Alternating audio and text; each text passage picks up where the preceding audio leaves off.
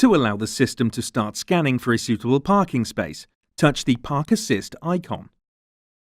As you approach a space, drive slowly past it at a speed of less than 30 km per hour, leaving a gap of 0.5 to 1.5 meters between your vehicle and the row of parked vehicles. When a space is found, a confirmation graphic will be displayed, accompanied by a tone. If more than one valid space is displayed, switch from the pre-selected space using the touchscreen. Continue to drive slowly past the space until instructed to stop and select reverse to begin maneuver. Allow Park Assist to take control of the steering. Observe the space and apply the brake pedal if necessary. When instructed to drive forwards with care, stop and select a forward gear. Stop the vehicle when the maneuver is complete.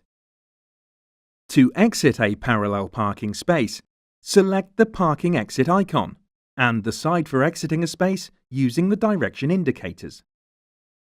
If there is space to exit, a confirmation graphic will display, accompanied by a tone.